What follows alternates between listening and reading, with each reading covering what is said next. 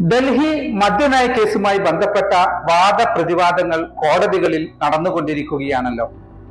Aam Aadmi party നേതാക്കൾക്ക് മദ്യലോബി നൽകിയെന്ന് പറയുന്ന 100 കോടി രൂപയ്ക്ക് എന്തെങ്കിലും തെളിവോ അതിന്റെ മണി ട്രെയിലോ കോടതിക്ക് മുന്നിൽ കാണിക്കാൻ സാധിക്കാതിരുന്ന ഇ ഒരു പുതിയ തട്ടിപ്പ് വാദവുമായി ഇതാ ഇപ്പോൾ വന്നിരിക്കുന്നു.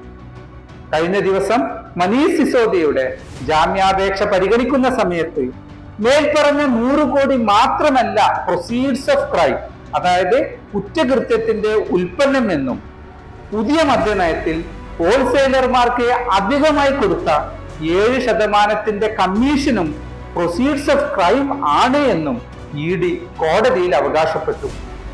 ഹോൾസെയിലർമാർക്ക് 5% ഉണ്ടായിരുന്ന കമ്മീഷൻ 7% വർദ്ധിപ്പിച്ച് 12% സർക്കാർ ഖജനാവിന് നഷ്ടമുണ്ടാക്കി എന്നാണ് ഇഡിയുടെ വിചിത്രവാദം. ഒരു പുതിയ പോളിസി നടപ്പാക്കുമ്പോൾ പകൽ വെളിച്ചത്തിൽ എല്ലാവരും കാണുക ആ പോളിസി രേഖയിൽ എഴുതപ്പെട്ട ഒരു കാര്യം എങ്ങനെ അഴിമതിയാകാനാണ്?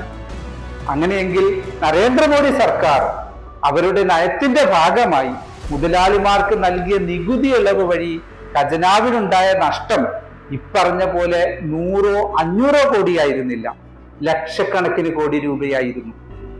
നേരത്തെ ഉണ്ടായിരുന്ന 30% കോർപ്പറേറ്റ് നികുതി 2019 22% മോഡി സർക്കാർ കുറച്ചപ്പോൾ ആദ്യ വർഷം തന്നെ സർക്കാരിനുണ്ടായ നഷ്ടം 14 ലക്ഷം കോടി രൂപയായിരുന്നു.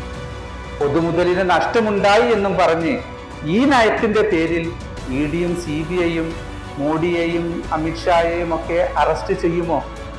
ഇല്ലല്ലേ, മോഹം കൊണ്ട് ചോദിച്ചതാണ്.